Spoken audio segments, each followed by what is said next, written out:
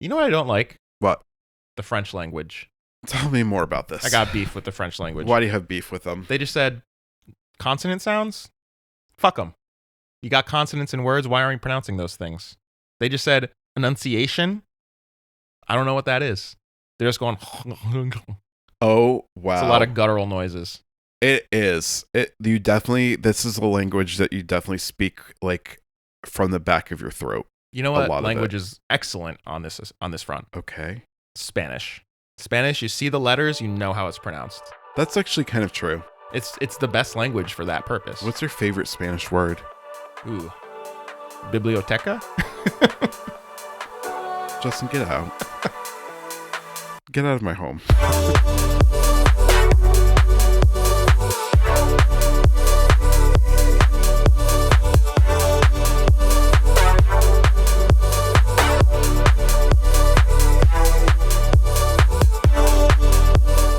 She's the worst. She's the fucking worst. Ugh, I'm sorry. Justin. My country trash. My love language cash. No complaints yet. My head. Mitch McConnell dead. Geoff. And welcome to Bants. And once again, welcome to your humble abode, Geoff. Oh, thank you for welcoming me in my own home. How generous of thee. I'm welcoming myself. I was trying to make, a little bit of an introduction. Just letting everyone know we're in person. We are. The pauses between our dialogue are limited / non-existent. Hopefully you wouldn't have noticed them in the virtual recordings, thanks to our editor, Justin. Yeah. He is pretty good at his job. I gotta give him that. He tries his best. But I love to record in person. It is just much more natural and fun. And I feel like the crosstalk online almost always sounds terrible, and the crosstalk in the room is natural. Chef's kiss. I know. Perfect. I think you just need to move back to Connecticut. Yeah. Counterpoint, why don't you move to the District of Columbia? Okay, well, we've talked about this, and I do love DC. I think it's a great city. There's so much to do. A lot of gays. I like that part, too. It's the gayest city in the country. Especially the Republican members of Congress. Let's talk about that. All of them. Bunch of fudge packers. That's what I have to say. Fudge packers? Yep. It's a delightful turn of phrase. Faggot! I can say it. Anyway, but it's just so hot. And it is a pain in the ass to get back here from there. Yeah. Unless you fly. And unfortunately, there are no direct routes that are affordable. From here to DC? Yeah. It's actually there's a recent, this is, maybe you don't know this, but there's a recent flight between New Haven and DC that's a direct flight into DCA that's very cheap. DCA? Yeah. Really? Yeah, Brandy and Sarah take it all the time. That's how Sarah got into DC. I thought they flew into BWI. I'm pretty sure they did, because I know there's been a direct flight from New Haven to BWI. You might be right.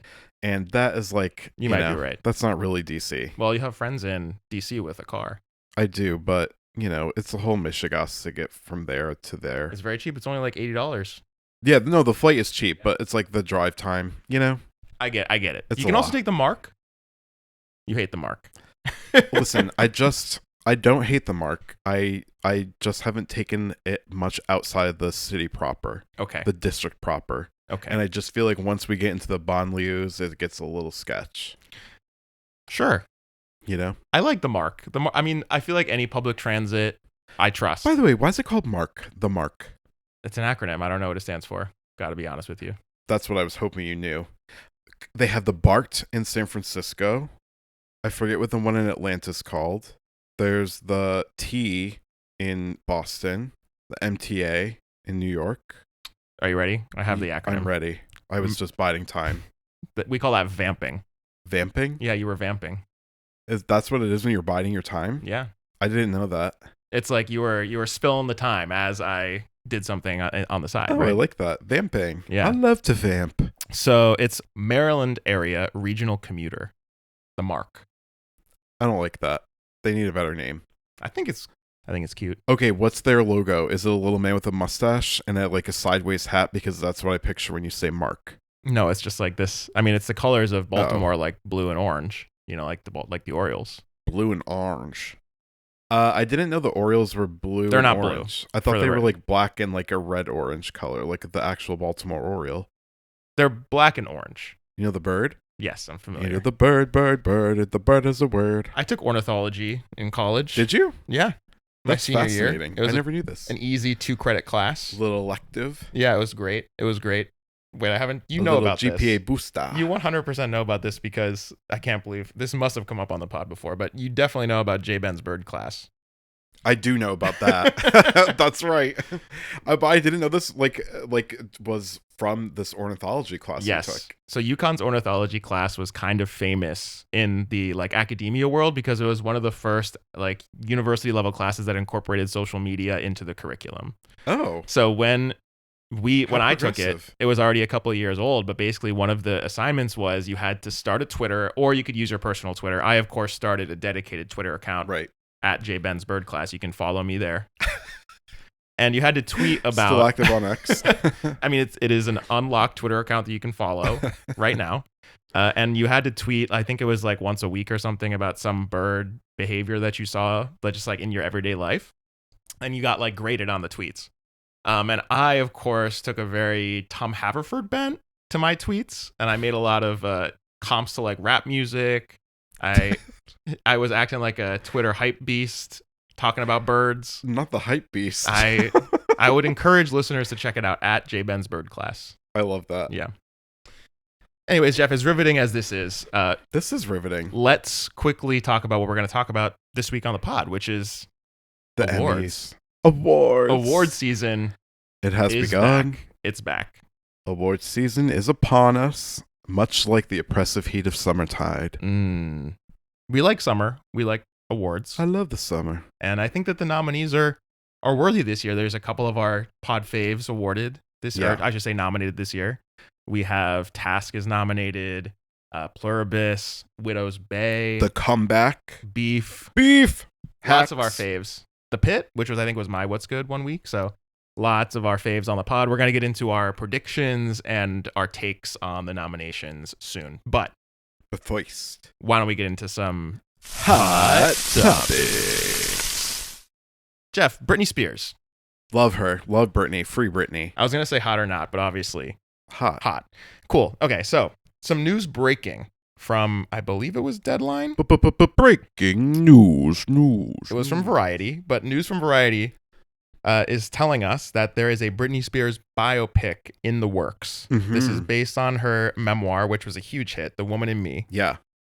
And I think importantly, Geoff, this is going to be directed by Wicked director John The Chu. wickedly talented Jonathan Chu. And it's written by New Girl showrunner and creator Liz Merriweather. This could be very fun to watch. This is like the Avengers of of Britney Spears biopics. Like this is the dream team in some ways. I need to know who's going to play her. Who would play her? Ooh, that's a tough casting That is job. tough. That's difficult. I mean, really- obviously, the stands would love it to be Addison Rae, right? I That's don't what I was know. thinking. Or Tate McRae even. Tate McRae's a dancer, right? That's how she came up. Right.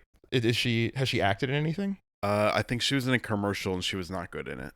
Addison Rae was like an influencer. I believe Like she a started blogger? that way. Okay. Yeah, I think she started as an influencer and then has had I think a pretty great music career, to be honest. I've liked some of her songs. Yeah, we've talked about her on the pod. Yeah. Yeah, I think that generally she's well liked. Yeah.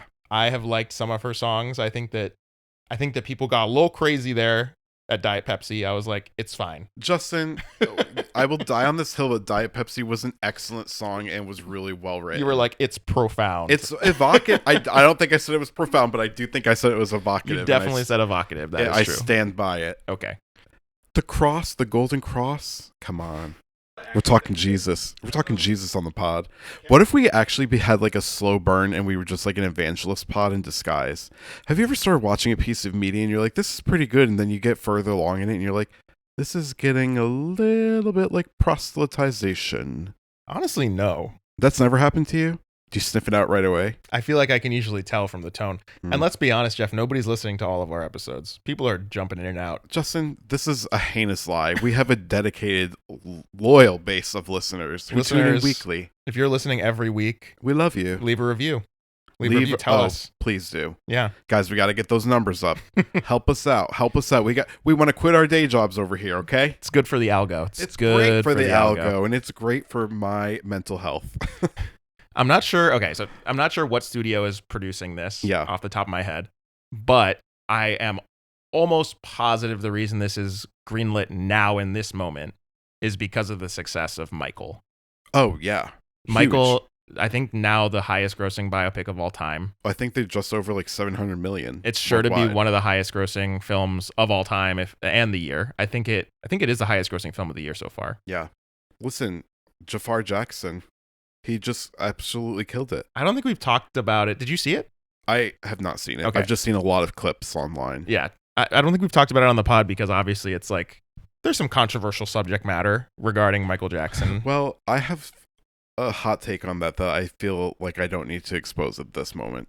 You're just going to leave us all hanging? Yep. We'll Okay. talk about it another time. Well, here's my thoughts on Michael. Let's hear it. I did see it because I saw it with a friend who's a big fan.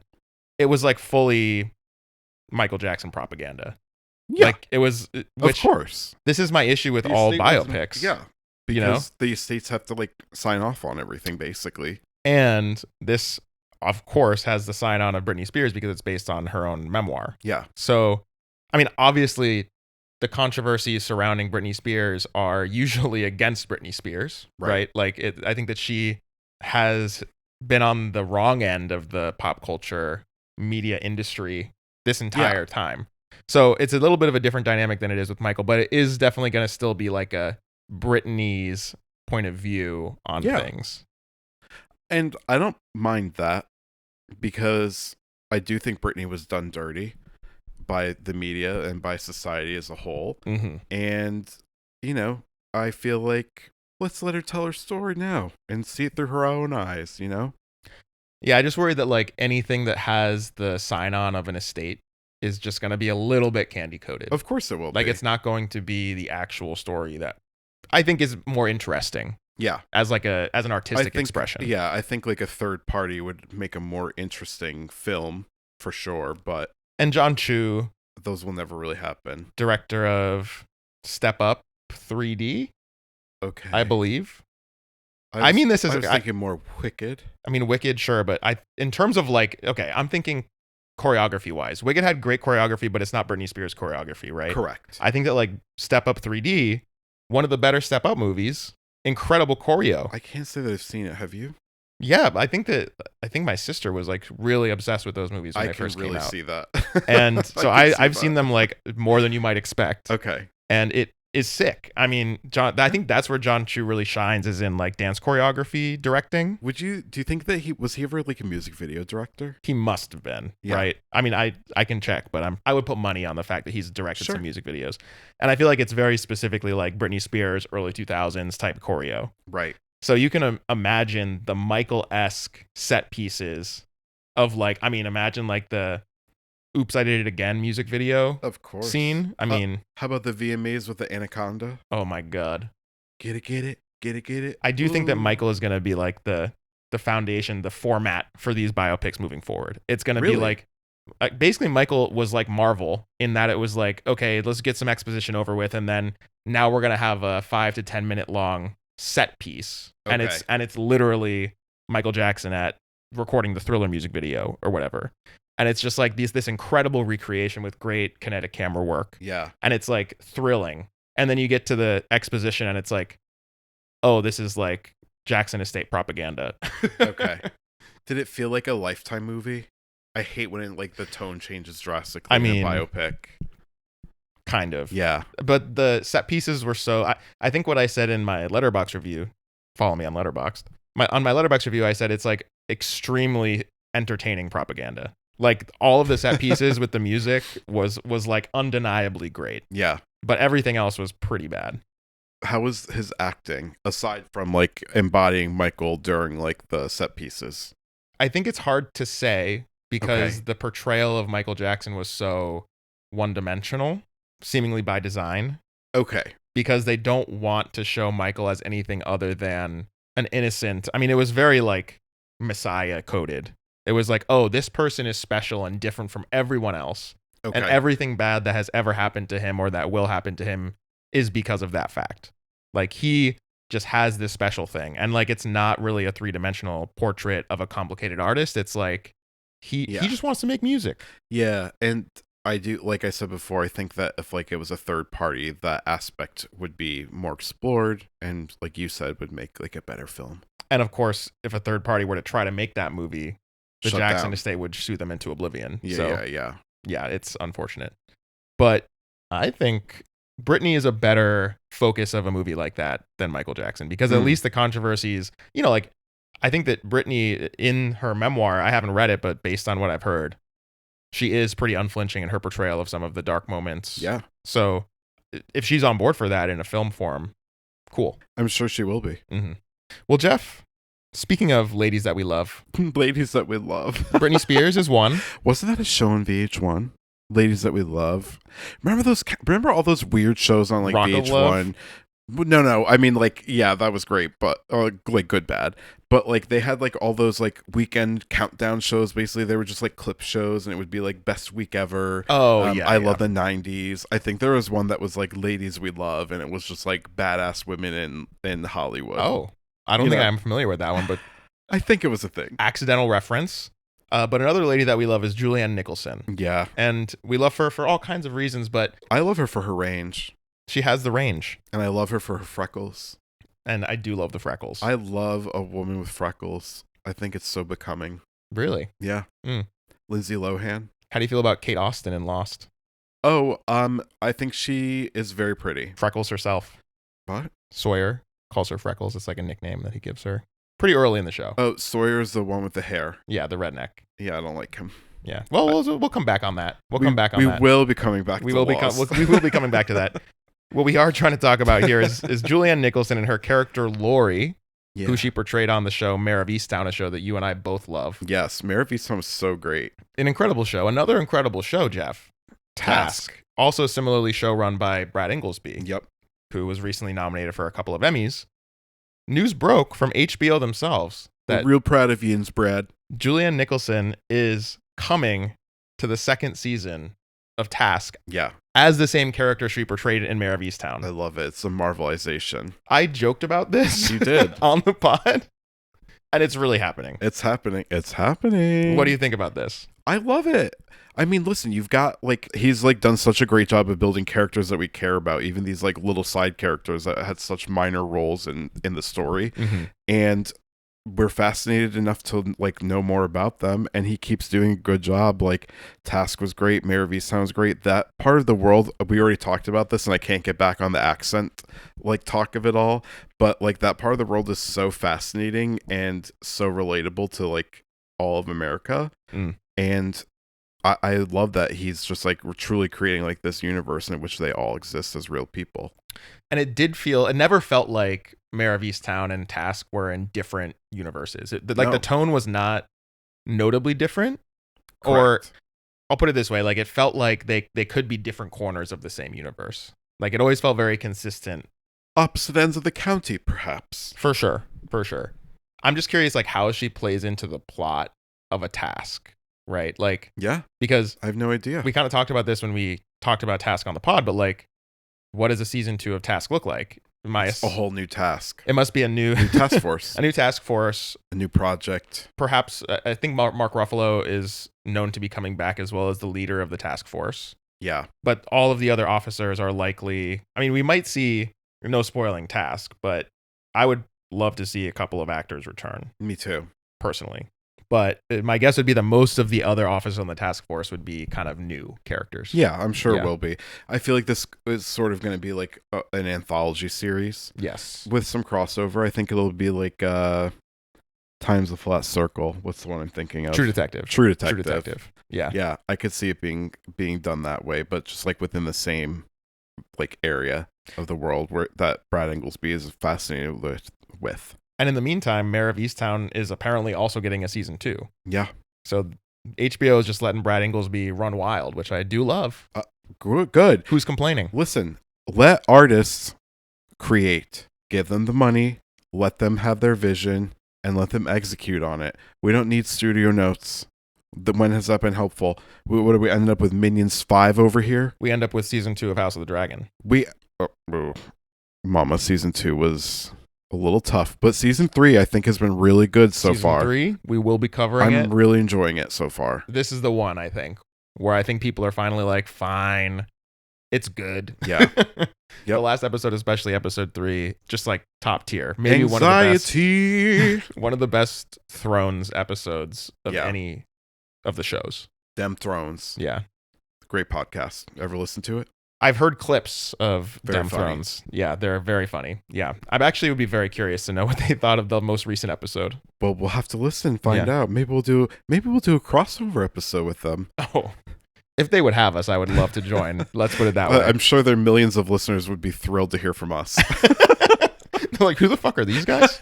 Okay, speaking of who the fuck are these guys, Geoff? Yeah. Ocean's 11. Yes. You familiar with this film series, the Ocean series? I love Ocean's 11. It's the strangest thing about me. Geoff, I recently got the 4K trilogy Ocean's 11, 12, and 13. Yeah, you did. And I rewatched Ocean's 11, one of my favorite movies of all time. It's a great movie.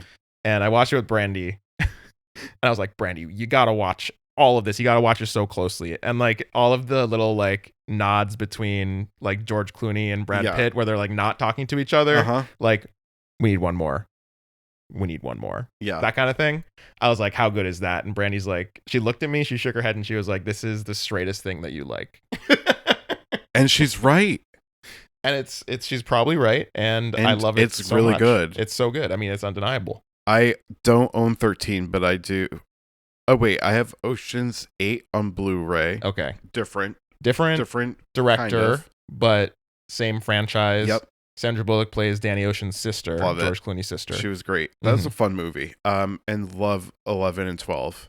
Yes. I don't have 13. 12 had a stranglehold on like 12-year-old me because of the laser dancing scene. I was just gonna say it was definitely the capoeira and the lasers. Crazy. Catherine Zeta-Jones. She Okay. dips beneath the lasers. The reason we're talking about Oceans is Right. because yet another Oceans film is in development. This I love one it. being written and directed by Bradley Cooper. Okay, I went to dive into that one. Bradley Cooper also starring, and his co-star. Okay. Do you know? Take a wild guess. Margot Robbie. Margot Robbie, and they are portraying Danny Ocean's parents and what's I can't remember his sister's name. Sandy. Debbie Oceans. Debbie. Danny and Debbie Ocean's I'm thinking of parents. Sandra Bullock. Sandy Bullock. This is a period piece that takes place in the 60s. It takes place at the Monaco Grand Prix, which is a race car that's elegant. situation. That's fancy. Very reminiscent of the dog race in Ocean's 11. Do you remember Saul at the dog race? Yes, I do. And I love that guy. He died a few years ago. He has passed, yes. Also reminiscent of Casino Royale. Yes. Another very one of my reminiscent. favorite straight-coded movies. Oh, Casino Royale, what It's a masterpiece. great. Love it. A couple of other cast members. Mhm. Some you may know, some you may not. Vicky Creeps. Hope I'm pronouncing her last name right. George McKay, who was in 1917, among some other films. Omar Sy. Monica Barbaro, who you talked about Of in course, I know One Night Monica Only. Barbaro. I mean, absolute Amazing. smoke show. Yeah. Josh Gad, who Love I'm Josh sure you know. Gad. So funny. Lauren Ridloff, I don't know who I'm her. not familiar with. Jack Holden, Now that name sounds familiar. British actor. I did look him up earlier because I thought he was the guy in Slow Horses. He was not the guy in Slow Horses. Okay. Was he the guy in White Lotus? Not sure. Editor Justin will come in. Okay. Season if 2 yes. is what I'm thinking of. Okay. The love interest to Haley, forgetting her last name. The young couple. Haley Lou Richardson. Yeah. And then I think probably the biggest name on the cast outside of the two leads, Wagner Moura, Yeah. who was Great. just in The Secret Agent. Incredible actor. He's playing, you might have guessed it, the villain in the Vincent Castle role Get a surprise. from Ocean's 12. Thoughts on this? Well, I think setting it in a period is really fun. Mm-hmm.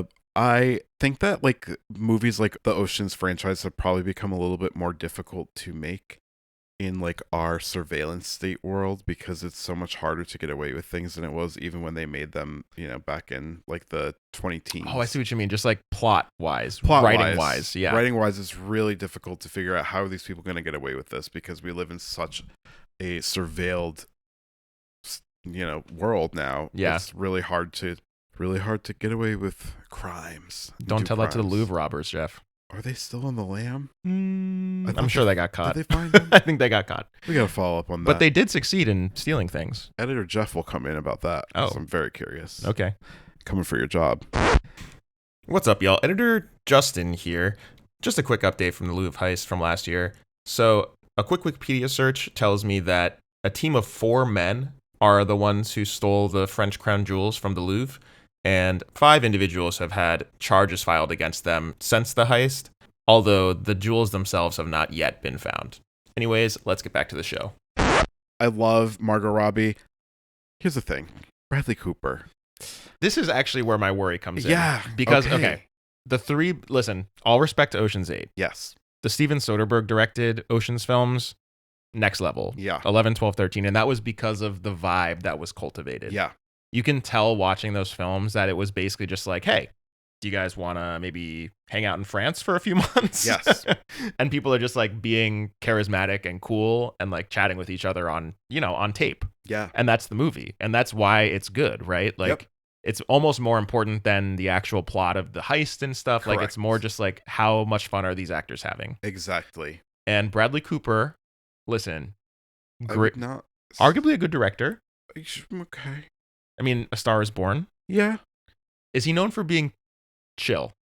Right. No, he's certainly not. I am a little worried just about like the vibe. vibe of the film.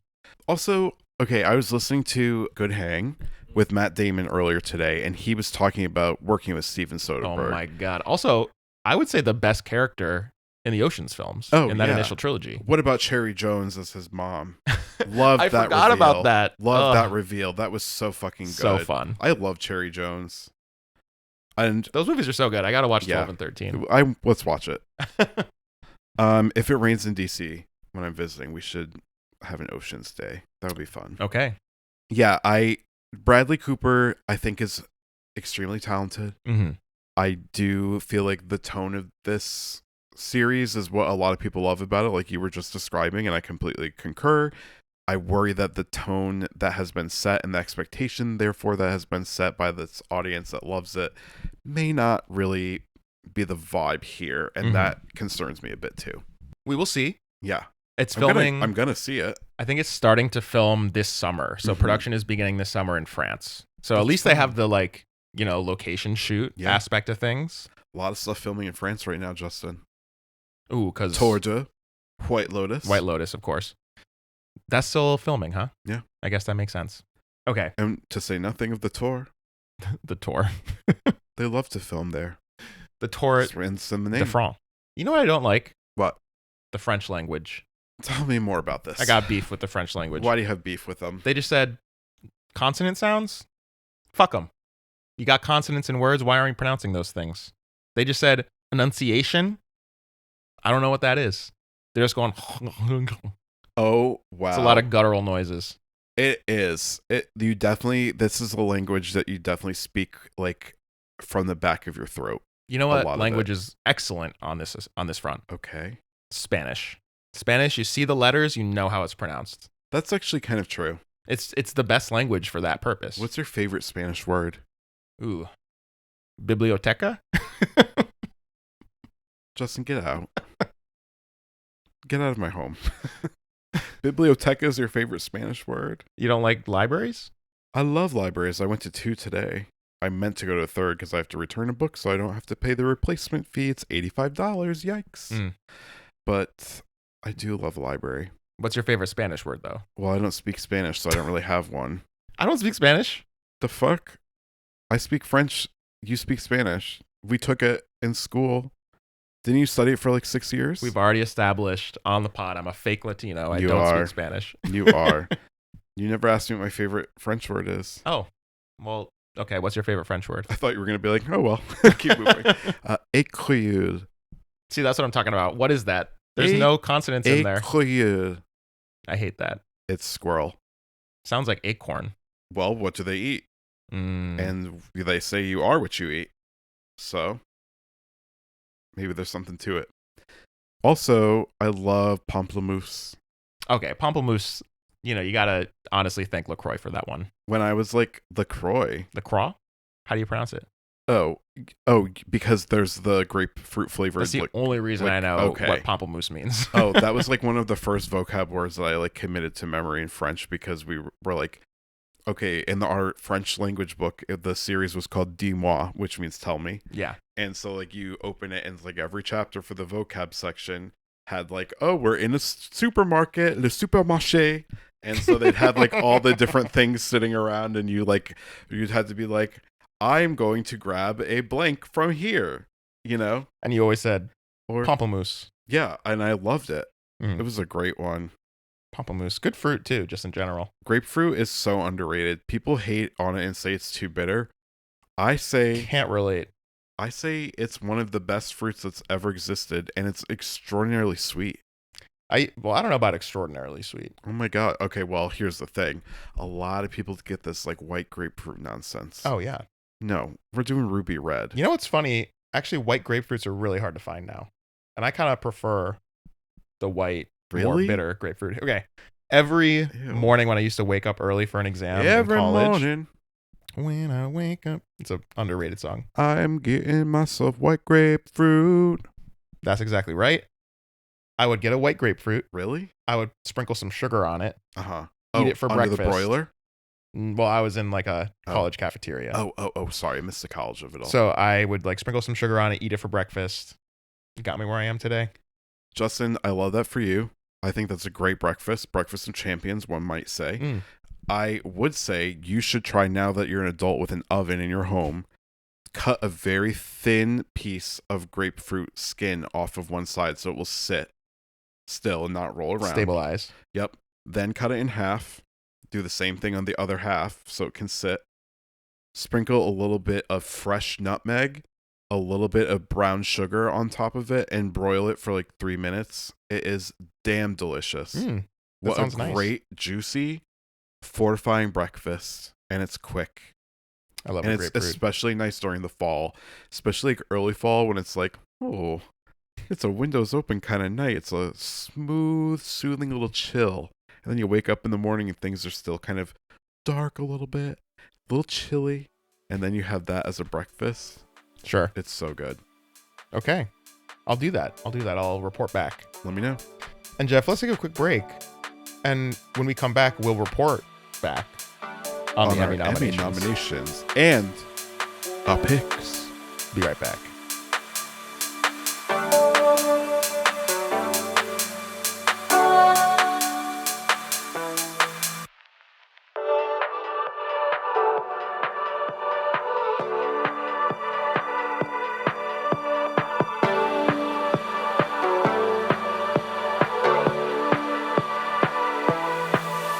And we're back.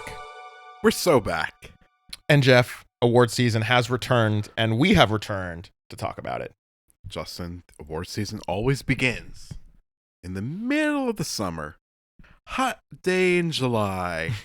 We get the nominations this year for the Emmys, read by Jeff Hiller and who is the short lady who was next to him? Liza Colon-Zayas, I think is her Yes. name, if I'm From the- remembering. From The Bear. From The Bear, that's correct. Both previous nominees of Yes. Emmys. And Huge height difference. I think Jeff Hiller won the Emmy last year. he sure did. That So- was a great win. Good for Jeff. Good for Jeffs everywhere. Point for Jeff. Okay, one thing I want to bring up before we even get into the nominations themselves. It was announced this week that Mariska Hargitay is hosting the Emmys Yes. this year on NBC.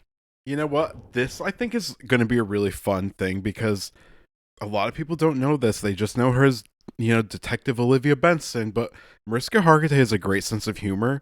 She's very, very magnanimous. Have you ever seen her in person before? Only like in the Taylor Swift related stuff. Like at the Knicks game, I've seen her like. You went to like a Knicks game where she was there? No, I mean like all of the stuff surrounding the Knicks. Yeah. I meant like, have you ever seen her in person? Oh, no. Okay. There are few celebrities I've seen in person, and I'm like, whoa, they have major aura. I'll name 3. 1, Beyonce, obviously. Are you going to say Anne Hathaway? I've never seen her in person, Damn. but I bet she does. Yeah. Calma. I say that all the time at work. Yeah. To yourself? Yes. To people? No, to myself. Okay. I would never say it to my colleagues. You don't have the Anne Hathaway like confidence. I'm not gentle parenting anybody, Mm. but I do kind of want to do that sometime. If somebody does that tonight when we go out at the bar, someone's acting crazy, I'll be like, calma. I think I should go out tonight as a character.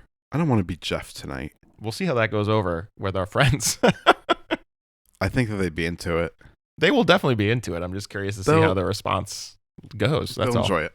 But anyways, the second person I've seen in person, second celebrity I've seen in person who is major aura, Hoda Kotb, who I love. You love. Hoda is a tall glass of water, and my, does it look inviting to drink. Non-sexually.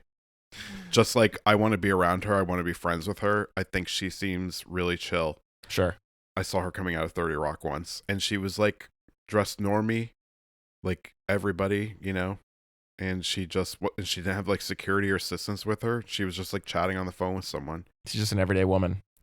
She's every woman, and so am I. She's as every woman. That's Whitney Houston wrote that song about me. Actually, I think Shaka Khan wrote that. It doesn't matter. The other person is Mariska Hargitay, who, by the way, is extremely tall. I don't know if you knew this. I think I did know this just because of she stands next to Taylor Swift, and Taylor Swift also not Swift short. Is also extremely tall. Mariska Hargitay has to be at least 6 feet tall, maybe 6'1". Damn, you wouldn't tell from the TV. Isn't the TV so full of deceit? Just talk to Tom Cruise about that. You know exactly. You would assume he's much taller. There are a lot of celebrities that I've seen in person, and I'm like, wow, you're a different size than I thought. In the words of Rhaenyra Targaryen, a little younger than I thought. Did she say that? What a most recent episode. Poll? Oh, I don't remember that. Okay, well, from don't want to spoil the anything. Kid with the hair. Yes. Yeah, okay. Yes. Damn. This isn't a hot D episode. We're not talking about hot D. We're talking about Mariska Hargitay hosting the Emmys. I think it's a great choice. Very magnanimous. She's got the it factor. The juice. Yeah, she's got the juice. She's going the distance. What I don't like is that this is being recorded on a Monday, which is selfishly difficult for our recording schedule, but we'll work it out. Wait, why are they not doing it on a Sunday night like usual? Because NBC, whenever they host the Emmys, they also have Sunday Night Football. Oh. And they don't want to give up Sunday Night Football. Night in America. And that's Monday, right? I honestly don't know. I forget it. All the songs blend together for me. Those no are idea. Those old commercials about, wasn't it about football? I think it was Monday Night in America. It was like Monday Night Football. Yeah, Monday Night Football. Yep. Yeah. Okay, so now that we've gotten the hosting out of the way, excited for that show in September. Yeah. Do you remember? I do, of course, remember. Okay. Geoff, what were your overall thoughts on the Emmy nominations this year? Any high-level takeaways, any snubs that you wanted to break out before we get into the specifics? Well, I do want to talk about one snub that I was most distraught to see. Okay. Well, I guess I didn't really see the snub. You know what I'm saying. I know what you mean, that you noticed. I was most distraught about the snub of Ashley Padilla, who is the MVP of SNL right now, not getting a nomination for Best Supporting Actress in a Variety Series. It's brutal. That is brutal. She deserves it. I think this is just, I didn't go into the Variety Series categories to be upfront with you. Yeah. So tell me, are there other SNL performers that are nominated in that category? No. Because I suspect this is just, and I know that you're a stan. It's a building year. But I think it's just a little bit of a waning of SNL's relevance. It's a building year, Justin. Okay. And Ashley Padilla is carrying the show on her back along with Marcelo Hernandez. Well, yes, Marcelo, I feel like has actually become like a genuine star in his own right. He sure has. And Ashley is up next. I think she's one of the best to ever do it. Interesting. She has so much range. She has a unique take on every character. Sometimes I feel like, a lot of the SNL writers stick around for a long time so that they have like the same kind of characters appear in different sketches often. Yeah. You're like, not important. Like, it's not like they're doing a character, but like the same kind of elements often get repeated in sketches. But she always has something unique to bring to the table. She's very funny, very watchable. She can play old, she can play young. She's got a great face for wigs, which never hurts. Never hurts on SNL. I think she also like has a very specific energy. You're right that she has range, but she also like contributes a little bit of her own energy to every skit. Yeah. She's a little bit like zany. Yeah. Yeah. A little wackadoodle. And it like shows through. Like it reminds me a little bit of Sarah. Like our friend Sarah. A little Scotia Sarah is sprinkled in there. I can see that. I can see that. Geoff, I had one takeaway from this. Yes, tell me. What was your snub? Well, before we Oh. even get into snubs, I have a question for you. Okay. What is a supporting actor? I would say supporting actor is, they're not number one on the call sheet. Mm-hmm. They probably are there to, fill in a B plot, C plot. Okay. Maybe they're part of the A plot, but they are playing a role that is not the lead. Interesting you say that, because I would invite you to take a look at the supporting actor and actress in a limited series categories. Mm-hmm. Take a look at the number of actors from DTF St. Louis that are nominated in those categories. Yeah. We got Jason Bateman. We got David Harbour. Would you describe them as the leads of DTF St. Louis? I think that I would. Let's check out the supporting actress in a limited series, okay? Linda Cardellini, DTF St. Louis. Joy Sunday, also DTF St. Louis. Mm-hmm. Listen, I haven't watched this show, but when you go to the DTF St. Louis Wikipedia page, I'm going to read to you the list from top to bottom of starring actors. Jason Bateman. Okay. Linda Cardellini. All right. David Harbour. Yep. We got Richard Jenkins. Okay, we'll skip him. Joy Sunday is the next one. Those seem like... What's going on here? Seems like they are leads. What's happening here?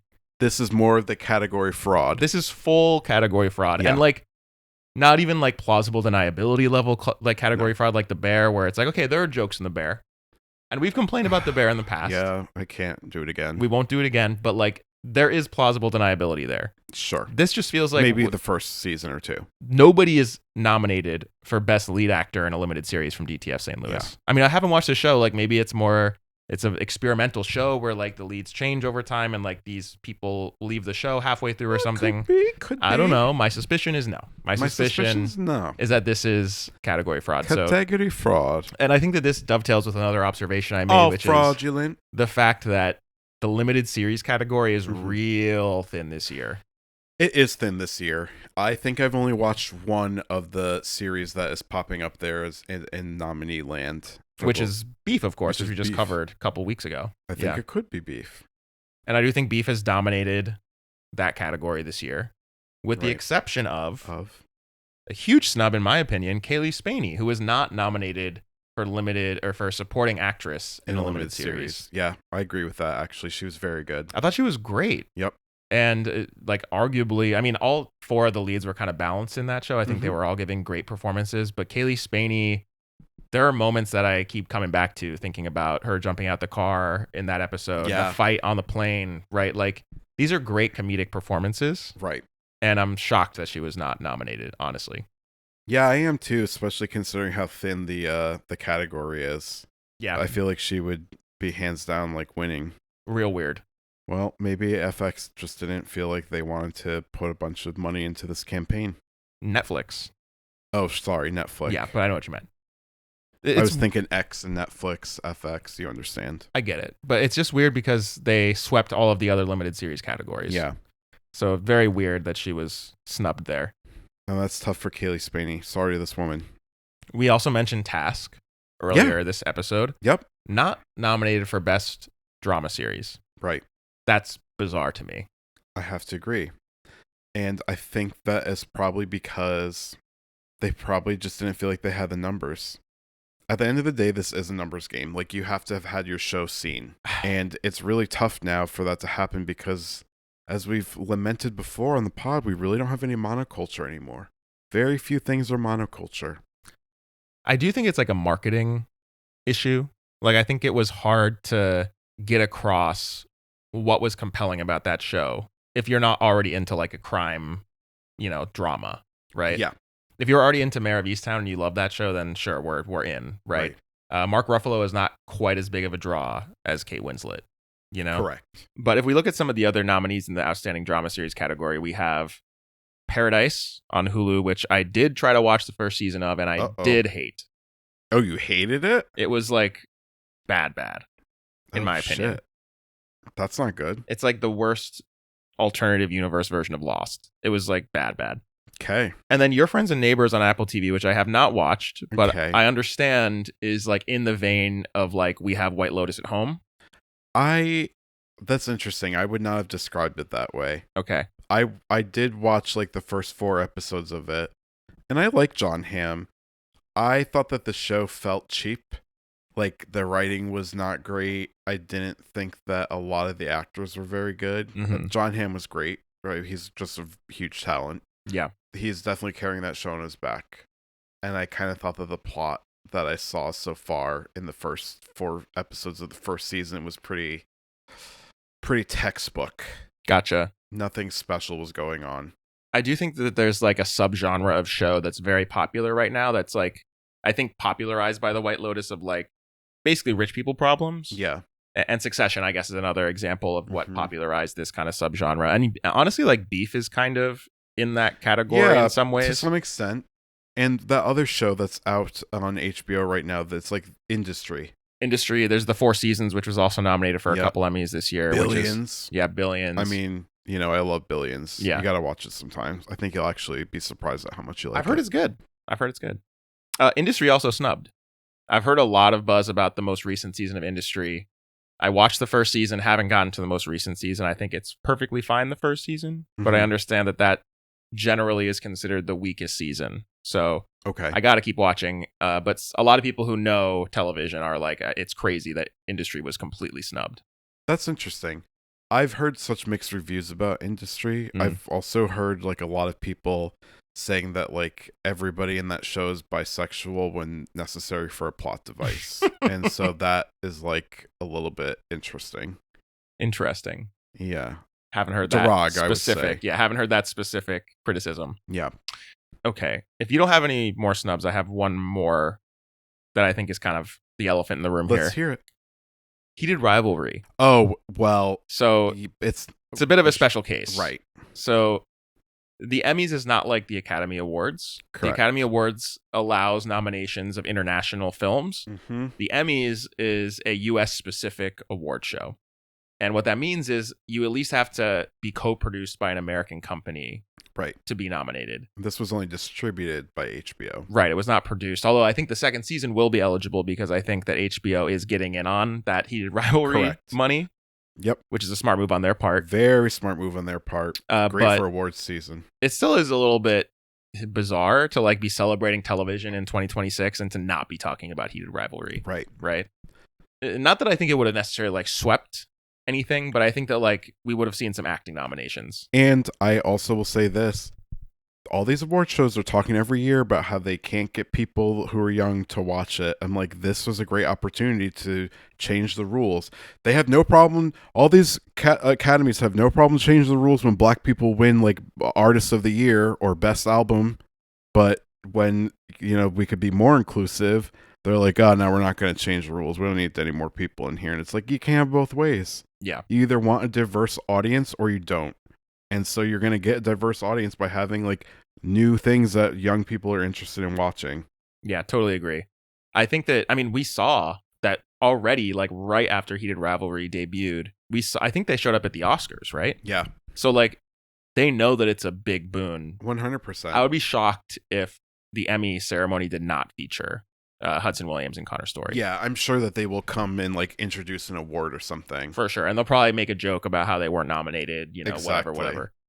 But it's like, it is kind of like... But it's kind of shitty, I think, to like use them that way for entertainment and then not allow them the opportunity to be actually celebrated. Connor Story is nominated for a non-heated rivalry category. That's right. He was nominated for a guest starring role in SNL. For SNL, right. And he was great in SNL. That was a great episode. One of the best of the season for sure. And I would not be shocked if he wins that just because of the heated rivalry goodwill. I think he will. Yeah. He really was great. Okay, let's get into some of the bigger categories here. Talk about our takes on the specific genres. So we have 21? We don't have to go category by categories this year. I'm just saying. I'm just letting the listeners know what the parameters of our competition are. That's correct. Competition. And we will be, sharing the link to our competition sheet in the show notes as we always do. You can check in on, all of our predictions there. We're not going to go through all of them one by one. No, that would be so boring. What's up, y'all? Justin here. I realized as I was editing that I never actually explained to our new listeners how this competition works. But basically, every year, Geoff and I have an award show competition where we try to predict the winners of the Emmys, the Grammys, and the Oscars. For each individual award show, we make predictions, and whoever gets the most winners correct wins that round of the competition. And whoever wins 2 out of the 3 award shows gets to pick a very special episode that they can kind of force the other host to do. So it's kind of like an opportunity to do something that we wouldn't normally do on the pod. Anyways, that's the nature of our award show competition, and it's beginning this year. This is our 3rd annual competition. Anyways, let's get back to the show. Well, let's talk about first just the outstanding series categories and go genre by genre. So first is comedy. Of course. This one I think is a bit of a showdown between 2 real heavyweights. I agree with you. So we had the finale of Hacks. Yep.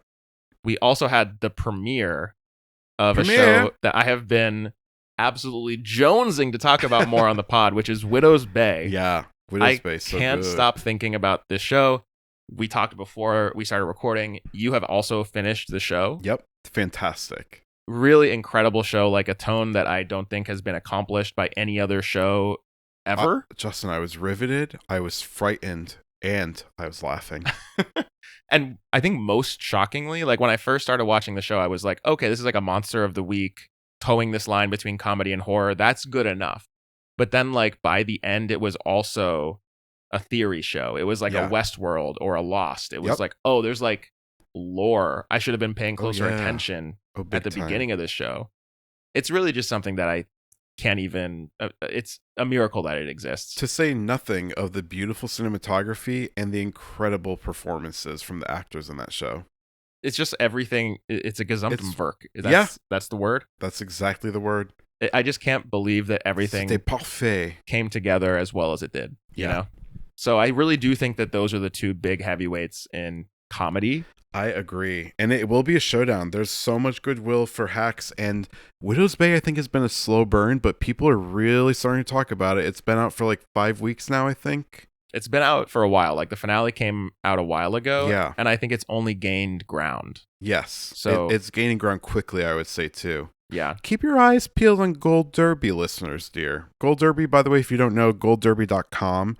This is like pre-Kalshi kind of like hedging on like who will take home the gold statues for all the award shows. So as soon as nominations are dropped, critics, editors, and users can like go on there and start voting who they think will win. Yeah. And I don't often agree with a lot of them, but I sometimes find it very interesting to watch, and you can see in real time the prediction like values change. It's very fascinating. And in our predictions, this is a big point of divergence. So Geoff, agree. You have picked Hacks and I have picked Widow's Bay. Yeah. I'm a bit of a Widow's Bay truther. I think that like it's only going to grow in popularity and acclaim as we get closer to the Emmys. Yeah. It's worth mentioning. I agree with you. Matthew Rhys, also nominated for Best Actor in a Comedy. We both chose him in our competition. Mm-hmm. Kato Flynn, who plays Patricia, who I think was the breakout character for Widow's Bay, was also nominated for Best, is it Best Actress in a Comedy or Best Supporting? I believe it was Best Supporting. Best Supporting. And we both picked her as well. We sure did. She's an incredible character, so funny. A couple of the episodes focused on her, the best episodes of the season. Oh my god, the one where she's having the party. I mean, that was the moment where I was incredible. Like, holy shit. Yeah, I was like, this show is amazing. This is incredible. I can't wait to talk about that episode because like from the jump, I was like noticing stuff like in the mirrors in the room. Do you remember? Yes. Oh my god. It was so good. Stuff. Really, good really stuff. well done. I was like, this is creeping me out. And I will say that if you go really down to some of the under the line categories here, I think that Katie Dippold, who is the writer and creator of the show, is going to get a writing award for this. I think you picked Hacks. I think you said Paula Debbie Downs and Lucia Agnello will win for the finale. I picked Welcome to Widow's Bay because I just think that the writing on Widow's Bay is, again, like that tightrope of tone is just something that's just completely unprecedented. They did. I need to know more about Katie Dippold because I wonder if she's like. Did we talk about this? I feel like we've been here before. Did I say like she feels like a real New Englander wrote this show because she like makes the line perfectly of like we're like welcoming but not that nice. Yeah. Kind and caring but not very nice. I actually don't know where she's a little bit bitchy and curmudgeonly but still lovable. I have listened to like a lot of interviews with her because I've just become obsessed with this show. Yeah. This is something that was gestating in her mind since before she worked on Parks and Rec. Oh, So interesting. this is kind of like her magnum opus. Like she's been That's working so on this cool. for a long time. Like Mr. Holland. Yeah. All right, let me look up quickly where she's from before we move on. Yeah, now I just need to know. She's probably from like Fairfield. She's from Jersey. Oh, interesting. Yeah. A little bit of a different vibe. A different vibe, but I think like Beach Jersey has a lot of overlap Yeah. with New England. I feel like the locals Not to piss anybody on off. Beach Jersey. Yeah. This is so funny that you just said that, because this was something that was said to me the other day in a story that I was retold by Anna. And she went out to, Anna, she makes friends everywhere she goes. Yep. Which can be sometimes annoying if you're her actual friend who's with her while we're all out. But Anna makes friends wherever she goes, and she befriended this bachelorette party when she was in the city for something. Not a few weekends bachelorette ago. party. Oh yeah, and the woman who was the bride to be was like, "You better come out and get drinks with us. Meet us at this bar in 2 hours. Don't piss me off." And I thought it was so funny, and I'm like, I'm dying to just say that to people now. Don't piss me off. Do what I say. Don't piss me off. It was very threatening in a very effective way. That makes sense. Mm-hmm. Okay, Geoff, let's move on to another genre category here. Let's move on to drama. I love the drama. This one is a little bit less of a showdown, I feel like. Yeah, no, this one is like, there's a very clear winner. It's gonna be the Pitt. Yeah. I think that the Pitt no contest is like really splitting the middle between people who really like the episodic type of television shows, and it also has the prestige of like an HBO show. Because it is. And Noah Wyle is serving as also kind of the auteur, even though it's interesting because he's directed some of the episodes. He's obviously the actor, and he has a lot of creative control over the show. Right. But he's not the showrunner. Correct. So it's interesting that he's kind of stepped into that role. But I do think that like the momentum of the Pitt just can't be stopped. It can't. Also, a lot of the supporting cast has gotten nominated this year, whereas so many of the supporting cast, they're dominating the supporting actor, the entire supporting and actress cast has categories been nominated this year, and they didn't get nominated with the exception of Catherine Lanasa last year. Yeah, which is interesting to me because having watched season 2 of The Pitt, in my opinion, some of the supporting cast actually are a bit, not the acting performances per se, but like the writing of some of the supporting characters was not as strong. Yep. Which is a common second season of television problem, like sophomore slump. Yeah, so it's just like, what do we do with these people now that their first arc is over? We don't want to make them into, often over time characters become caricatures of themselves. We don't want to make them too extreme. You don't want to lean into an archetype. But I think that like now it's just kind of common knowledge that the Pitt is great. So I think the weight is behind it. Although it is good to see Pluribus get love here. Yeah, I think that where Pluribus is likely to get a win is in Best Actress in a Drama for Ray Seahorn, who famously never won an Emmy for her role in Better Call Saul, which a lot of people saw as a huge slight. I do. So I think that she's very likely to win that Emmy. I think we both picked her. We sure did. Damn. Any other thoughts on? We're getting along very well today. We're agreeing on a lot of these categories, these top of the line categories. We have similar taste. It's almost like we host a podcast together for that reason. It's almost like we're friends. Okay. Limited anthology, and I kind of gave away my overall thoughts on this genre. Yeah.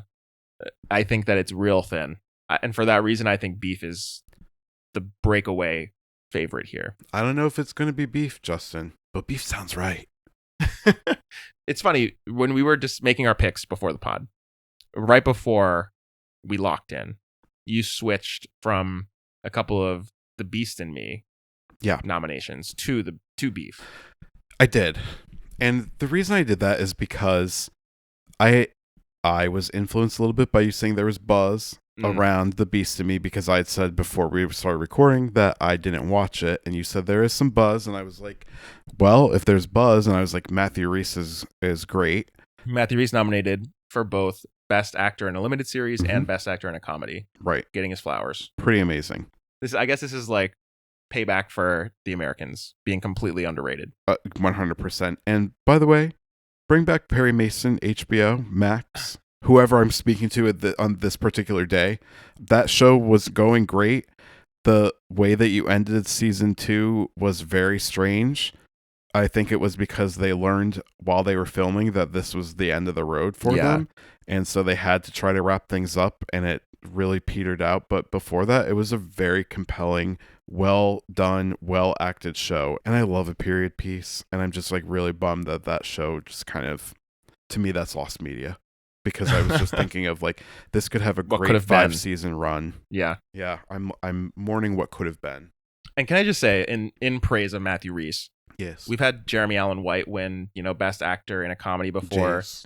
No offense to Jeremy Allen White, I think he's a great actor, but like offense Matthew is Rhys incoming. is giving like a truly Cunt. comedic performance in Widow's Bay. Yes. Like, well, Widow's Bay is cunt. well, I would agree. Yeah. And I also think that, like, I mean, him putting his face right on the car window, That was so funny. I laughed so hard. Like, it's straight up comedy. It's was physical very good. comedy.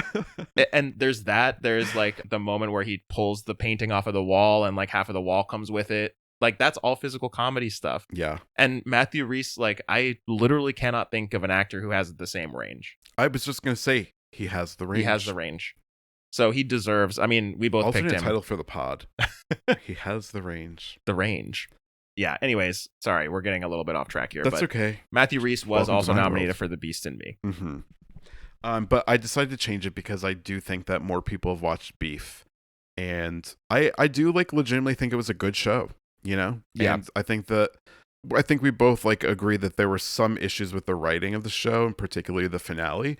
But I think overall the show was really well done, and the performances in it especially were good.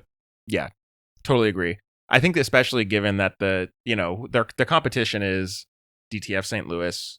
Listeners, please write in if you loved that show. But I need to hear, just like tell me what it's about, because I'm not going to watch it. I can't imagine that it's like up to the same level as Beef. The Beast in Me, which I think, I mean, Netflix fading. Dare I say, I think that Apple TV is taking a little bit of the Netflix juice here on the Emmys, right? We got Pluribus, we got Widow's Bay. Yeah. I think that No Silo. well, would Silo season 2 have been eligible? I think it was eligible last year, Okay, actually. because season 3 just premiered. Premiered today, I think. I think it cut like last week, I think. Oh. I didn't watch it yet. I also have not watched, even though I was a fan of season 2. I love Silo. I'm very excited for this third season. But yeah, I do think we're that not talking about Silo. I do think that Apple TV is eating a little bit of Netflix's lunch, because there's been some stuff in the news about Netflix not doing very well after a first season of television. Like, people are not watching season 2 of Netflix shows. Well, this is the thing. I understand from a marketing standpoint their idea of, like, basically the executives from a marketing standpoint are like, these shows have to be easy enough to follow along that somebody can follow it while they're, like, sort of watching it while they're, like, shopping on eBay or Amazon. I do think that, like, that is not a way to make good creative works, putting those kind of stipulations on it, where you have to, like, name a particular thing that happened, or, like, do it. And I wouldn't even call it an Easter egg at this point, because it's, like, basically a fucking gigantic red elephant with polka dots on it. But they have to, like, set stuff up so explicitly, and it's very heavy-handed. I just don't think that yields good creative works that are interesting and compelling to watch. I think it's like a little bit of it's a problem of their own making. Yeah. Because I do think that the binge model, basically, like, on the Netflix homepage, what is grabbing people's attention? People watch something, the entire season is out. Love Island. They binge it, and they're done with it, right? And it's over, right? And then when season 2 comes around, there's other things on the Netflix homepage that are newer and more interesting to them, right? They're not into it necessarily. And I think this is a psychology thing, right? Mm-hmm. It's the idea of, like, the paradox of choice, right? Like, you're going to pick the new flashy, interesting thing, as opposed to, well, I already know those characters. And when you treat a season of television like a hungover weekend escapade, then it's not a relationship that you're forming with those characters. Like, I do think that a big part of Widow's Bay's success is just the fact that the audience, like, had a relationship with the show and the characters. Like, it evolved as people watched it. I think that those types of shows where your understanding of the show changes over time, yes, is, like, that's the best type of television. Yeah, because it's dynamic, and that in turn, like, it grabs your attention and keeps you fascinated and, like, wondering. I just feel like with Netflix, there's not a lot of wondering that goes on. You don't get to speculate about where is this going to go. Like, you can kind of see the writing on the wall. And, like, Hunting Wives is a perfect example of that. Like, I enjoyed that show. It was like pulpy entertainment, like good junk, but it like wasn't great. It wasn't super well done. It was, the wigs were like my favorite part because they were so laughably bad. But like we knew what was going to happen because they made it explicitly clear. There was no wondering. The only thing you wondered about was who's going to eat whose box next, you know? It's not a bad thing to wonder about. It's not a bad thing to wonder about. It was fascinating. Jeff, any other thoughts about the Emmy nominations? Any other below the line categories you want to highlight that maybe you thought are particularly deserving, or any nominations you were like, I love to see this? Yes. Well, we already talked about it a little bit. Kate O'Flynn in Widow's Bay, Best Supporting Actress in a Comedy. I just really love seeing a weird character that has the heart of gold and is just, I find it compelling. And I also find it interesting that like this weird character is a woman who is of middle age and is you're single. 40, you'll be safe. Remember that line? Oh my God, yes. I just really, I like that. We don't see stuff like that very often. I think that's part of why I was so enraptured by this performance. So relatable. I think like that was part of what made, we should just do a Widow's Bay episode at some point. We need to. But like that party episode, I think, was partially compelling just because there's a million reasons why it's compelling. But one of the reasons is because it's relatable. Yeah. The feeling of wanting to throw a good party. Yeah. And the anxiety that comes along with that. Oh my God. Charlie XCX must love that fucking episode of Widow's Bay. I bet Charlie loves Widow's Bay, and I bet that's her favorite episode. Because that's what she cares about. She loves to throw a good party, and she wants people to have a good time and want to come. Yeah. And yeah, I mean, I have done so many gatherings like that where I'm like all stressed out and I'm like, this has to go fucking perfectly. And I become a little tyrannical. Also, the needle drops in that episode. So many good songs. David Bowie, Let's Dance. Let's Dance. Fucking incredible. That's always a dance floor filler, I have to tell you. I love that song. It's a great song for a wedding. Okay. I do want to mention that while Task was under-nominated, I think. Yes. It was nominated in a couple of the directing and writing categories. It was. I picked it for Outstanding Writing for a Drama, for A Still Small Voice.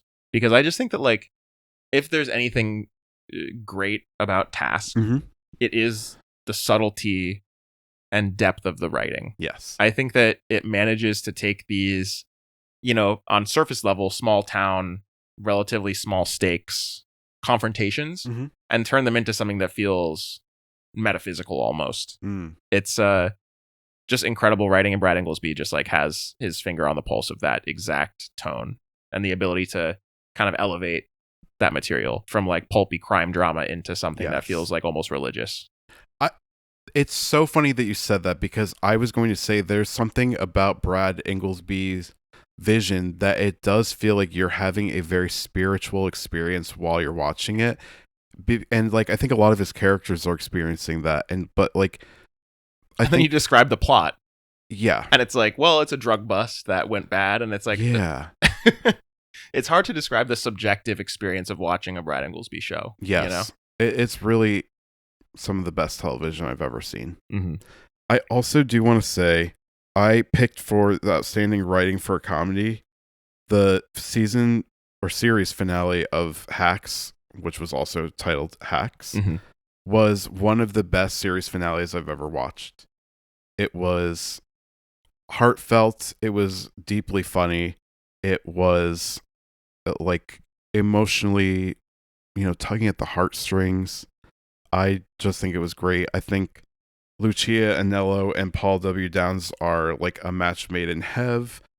Paul W. Downs also wrote one of the other best series finales ever, which was Broad City. Self-titled. And I think we both also chose him for Best Supporting Actor in a Comedy. Yes. Right? I think this is the first time he was nominated. I believe at least for Hacks. Yes. And I kind of just chose him because it was a relatively slim category, and I think that there is a lot of Hacks goodwill out there, and especially for Paul W. Downs, who has in some ways kind of become the face of the writing crew of Hacks. Obviously Lucia Anello as well, but he and Meg Stalter have really skyrocketed in terms of like their level of like fame in like the last year or two. Yeah. Everybody on the cast of Hacks is great, but I love Paul W. Downs. I've loved him since Broad City. He was so funny. He was an MVP on Broad City too. I He remember really like was. at his first appearance, I was like, Trey. this guy's got the riz. Yeah. Yeah, he is a little cutie patootie. He's also very funny. Yes. Just has something about him that's just so funny. His press tours, he's been paired with Meg Stalter for a lot of them for Hacks. And they are very funny together too, which is great to see. Like the chemistry they have on screen is off screen as well. Yeah, I can imagine. Good shit. Well, I'm very excited to watch the Emmys hosted by Mariska Hargitay on NBC coming this September. Yeah, and gonna be a we'll great time. surely be doing an episode about it. And we should be doing the red carpet for the Emmys, I think. Could you imagine? I think I'd be so bad at it. You would not be bad at it. We would have a great time. We'd have a would do great our time. normal dynamic. And then We'd be talking to people, everybody watching on live television would be like, asking them insane questions. this jabroni What are you talking about? about me. What do you mean? They'd be like, who's this guy? No, you would be beloved. Everyone would be like, who's this crazy man they let on the carpet pointing at me? And they'd be like, this handsome guy next to him should be doing this. All right. You know? Handsome award goes to both of us. We tie. I don't know about That's that. my opinion. Okay. Geoff, let's take a quick break. Okay, And let's do it. We'll come right back to talk about our What's Goods.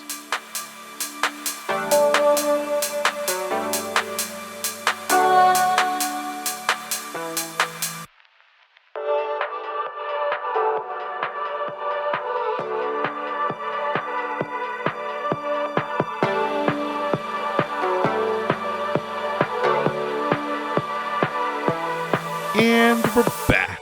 We're so back, Geoff. We're always so back. Are we ever We're so just back. a little back?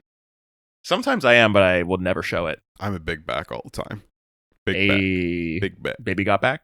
I actually have a relatively flat ass for my size, but Okay, that's well, I was okay. trying to give you a little bit of a Boost. Trying to give you a boost there, but okay. Well, the layup was not assisted. Is that good basketball terminology? I would have gone for alley-oop if you were going to do a An basketball alley-oop. metaphor. That's when you pass it to someone and then they dunk it? Yes. Okay, I can't dunk, so it tracks. This worked out great. This was actually the perfect simile. But Justin, I would like to talk about something that you found to be perfect this week. So I would like to ask you, Justin, what's good? Geoff, I have some music to share today. I love music. You know I love music. The deluxe version of the album Stonelands was released last week. This is from Denver-based electronic producer Park. That's P-A-A, 2 A's, Okay. R-K. Love. Now, I did do a cursory look on the internet to try to find this man's name, and I do believe he is a man based on pronouns used You look like a man. and photos, but I was unable to find his name. So, Geoff, if you're able to Google that while I'm vamping, I sure feel will. free to let me know. But his stage name is Park. Mm-hmm. This guy is an electronic producer based out of Denver. Denver, those in the electronic music community, if you know, big woo-woo types, huge electronic scene out there. This guy started putting out music, or at least I noticed he started putting out music in 2020 when he put out the title track, Stonelands, which is one of my favorite songs of the last few years.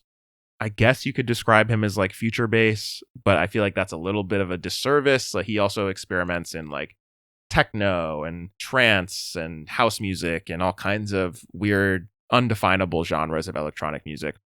The original version of Stonelands dropped in 2024, and that year it was one of my favorite albums. It had singles like the aforementioned Stonelands, the title track, Night Painting, which is really great, Modern Euphoric, which is incredible.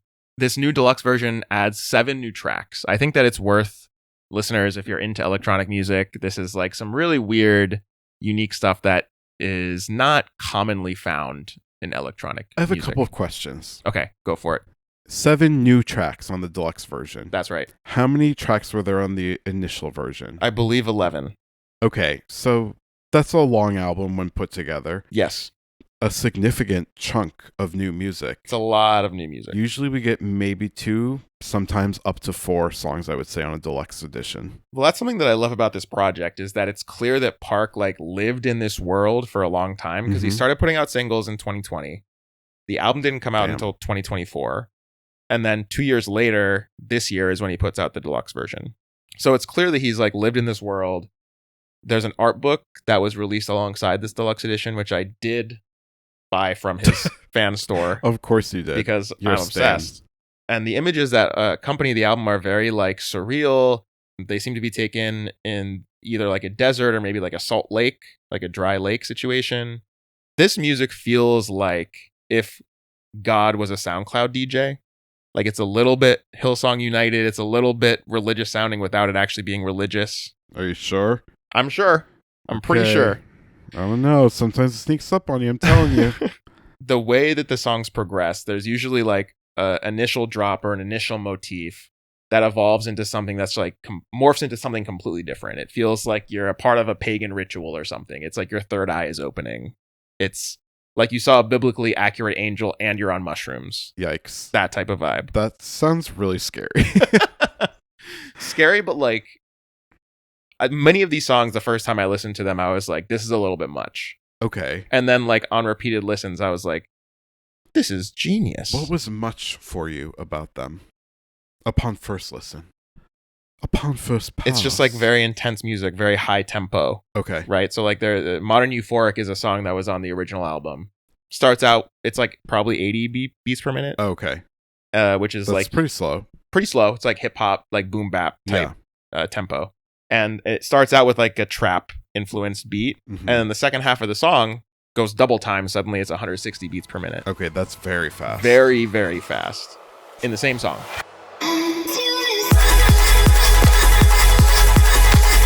120 is more like a usual like 4 on the floor kind of. 128 is like the canonical house tempo. Okay. I think. You would know better than me. So 160 is like, hey, Mr. DJ. 160 is like really, really fast. And the first time you hear it, you're like, whoa. And for that reason, it's not really like club music. Yeah.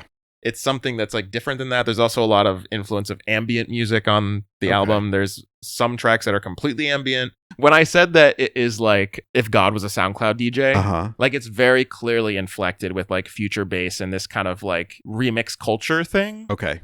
There's nothing really else like it, which is why I love it so much. Like it is just, it's unabashed about going really, really big and like really hard. And it kind of swoops you away. And that's kind of like the Hillsong United of it all. It's like not really concerned with seeming cheesy or cringe. It's just like really goes all out. Like the highs are really, really, really high, and then it'll like stop and it'll be an ambient break, which I think is like not great for the dance floor. Yeah, I was just gonna say it's kind of interesting, but great for that's it. We're going to grab your bags. We're going to the bathroom. A different kind of listening experience, you know. To the bar. So yeah, hard to describe. I guess I'm having trouble kind of putting it into words. But there's 2 tracks that are off of the deluxe version of the album that I want to highlight. Okay, let's hear about them. One is called "Drink Deep of Your Life." This is basically a remix of the title track "Stonelands," which, if you're like me and you've been following Park for a long time, he's been playing this out in his sets for a really long time. And I just assumed it was like a live edit, but he's like released it as a totally new track. Mm-hmm. Very like future bass, circa 2016 type music here. It's a real headbanger.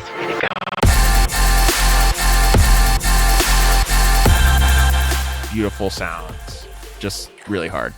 And the second one is "I Will Show You." And stop me if you've heard this one before. This is perhaps the only song on the album that's a bit UK garage influenced. Has a 2-step beat. I've never heard of this. So like I mentioned, he has experimented with a bunch of different genres, but he hasn't really stepped into this space before. On the deluxe, this is like the first kind of UKG inflected song that he's done. And it also takes a lot from like prog house, where the first quote unquote drop where the drums come in is pretty tame. And then the second one really like blows your head off. And it uses this kind of like sound language that he uses across the album of like a choral element as white noise.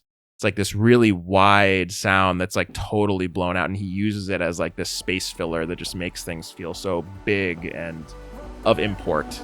And it sounds like a voice.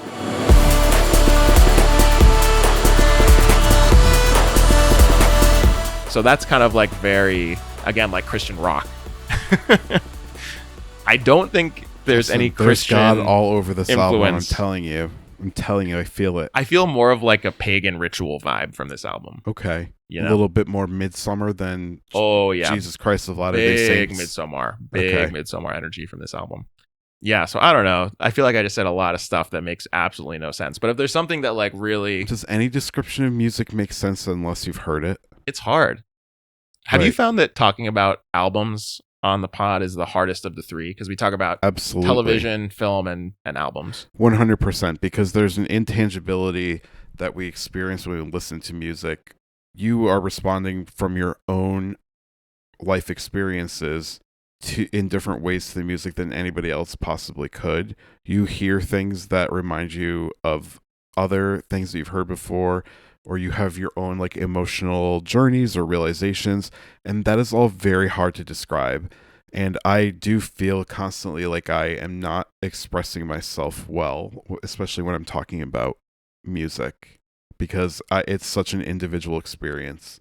I often think that that's because I listen, as you know, to a lot of like celebrity interviews. Yeah. And all the time, celebrities are asked about other celebrities. It's like a very common trope because we're so fascinated by the mystique of that world as a society. Actors, directors, sports players, even, the only other people that they respect their craft more than their own is music artists, because it is so deeply personal to everybody, and people are like, I could never do that. This song changed my life. I could never change someone else's life with my work. It is also like you mentioned when you talked about Zendaya's music career. Mm-hmm. It's a very like singular and solitary career and art form in a lot of ways. Like both television, especially television and film, are very collaborative Hugely mediums. collaborative. And I feel like, you know, a lot of the musical albums that we talk about are either one kind of like key artist or like a duo, right? A songwriter, producer duo. We haven't talked about any albums from bands, but I do think that is one of the things that makes albums that are written, have multiple songwriters, so interesting, is to try to see where the different writing influences are. Yeah. There's the least text in music, right? Like there's text to analyze in film and TV, and at worst you can just say like, well, this is what is literally said in this movie. Right. In music, it's like, well, especially electronic music, there's no text. It's just like, what is this evoking you? You know, so it's difficult to describe, but I love this album, Stonelands. It's one of my favorites. It's one of my favorite projects, artistically so unique. So definitely give it a listen. So unique. But Geoff, I would love to know what has been good with you this week. Well, Justin, one thing we did not mention in Hot Topics, but I do think is very important that we acknowledge, is the passing of Welsh superstar singer Bonnie Tyler. And I would just like to say, rest in peace, Bonnie Tyler. You gave us many hits, and two of her songs that I really enjoyed were Holding Out for a Hero and My What's Good for This Week. I'm sure it's already climbing the charts because of her passing, but everybody needs to do themselves a favor and grab a sheet off of their bed. You know, you could use a washed one that's folded up in your linen closet, perhaps. And I want you to turn out all the lights in your apartment, your home, your condo, townhouse, whatever style abode you live in. And I want you to open up your shades and play this song. And then I want you to slink over, wearing this sheet as a cape around you, clutching at the top of it as you sing along to Total Eclipse of the Heart, and you stare out the window at the moon. And if you're in the city and you can't see the moon, how about a street light that's on? How about your porch light? Maybe passing headlights. Take a look at your porch light. And I want you to sing to it like the moon has done you wrong personally. Like that light source has killed your family and your ancestors, and I want you to take that anger and passion and put it into singing the song and belting it, because this song absolutely slaps. It is one of the greatest ballads written and performed ever. It is a song that if it comes on in a bar, in a restaurant, in a club, in a grocery store even, you're going to hear other people singing along, because the passion, the way that this music moves you, and you can relate to the desperation in her voice, the way that you can relate to the fire that's burning deep inside her, the longing that she feels coursing through her veins while she's singing, belting these lyrics. It's so relatable. Everybody's been there. To say nothing of the fantastic instrumentation on this song, anthemic guitars, wonderful percussion, a driving beat, and the synths, Justin, the synths. The land, honey, the land. This song is just damn incredible. And I think it should probably be, if it's not already, in Rolling Stone's revised list of the 100 greatest songs Of all time. of all time. It should be in the top 20. It's incredible. It really is an incredible song. It's also like, it's a journey, you know?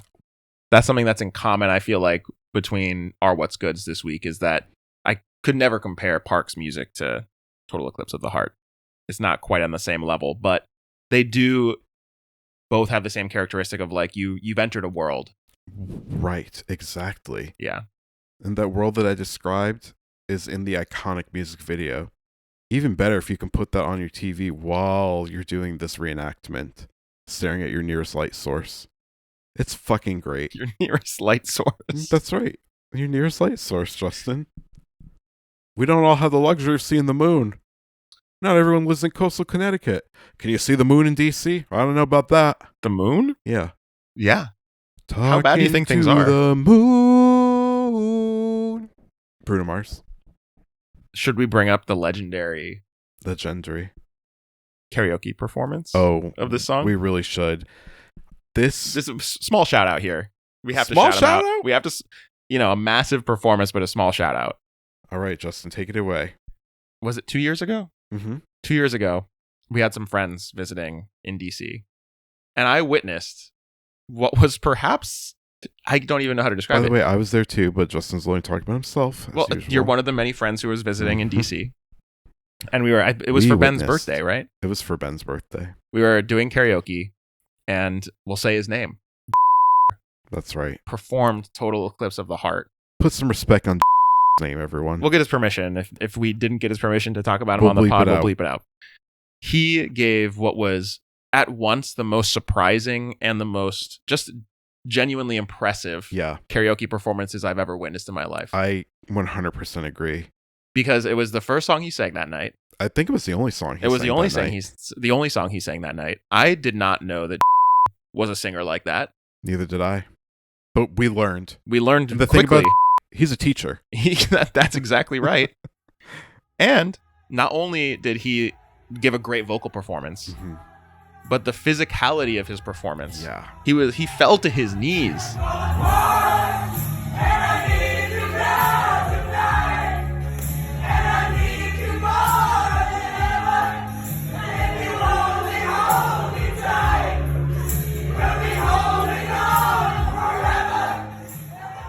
If we get his permission, we will share the video on our socials. Yeah. It could potentially go viral. It's so good. It was incredible. So shout out. Damn. Hope you're doing well. Total Eclipse of the Heart. I still think about it. I do the too. First thing I wig. thought of when I heard the wig, honey, the wig was performance. Yeah. Me too. Weird. We were texting about it in our group chat. Yeah. Which is not in, but he should know. That he needs to know. And the children need to know.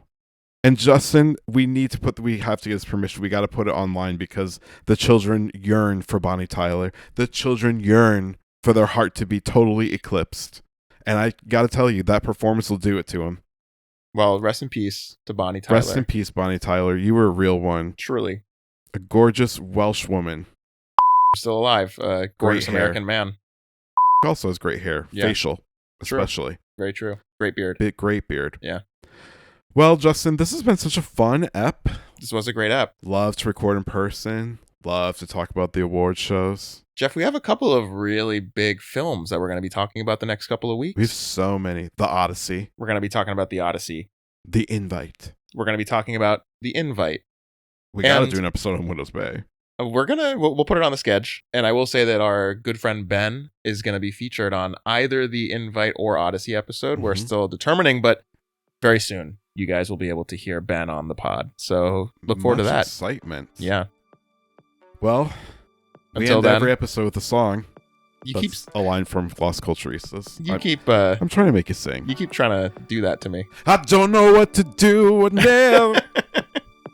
Okay. I guess Justin's laughing and I'm not singing, apparently. Bye. Right, bye.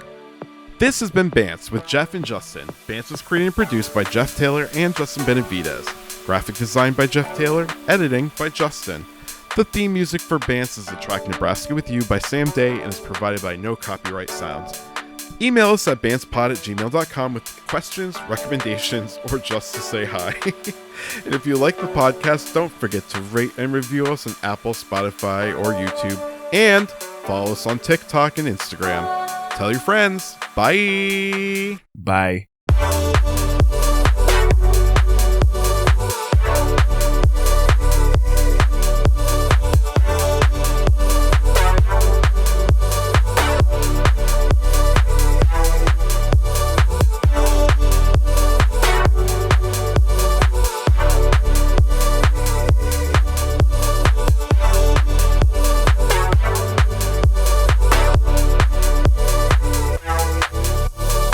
Invite. It looks really good. It's like better than I thought it was gonna be good. It's better than I thought it was. Yeah, it's like really, really good. I think it's gonna be like an Oscar contender, at least in screenplay. Okay, it's like that. Really crazy good, and also uproariously funny. Uproarious. It was like it reminded me of the experience of watching it in the theater. Reminded me of Weapons. Oh shit! Okay. I was like covering my eyes. I was like, I was like rocking. It was like laughing. It was really like fun laughing. to watch in the theater. Yeah. Okay. You ready with your intro? Yep. I'm prepared.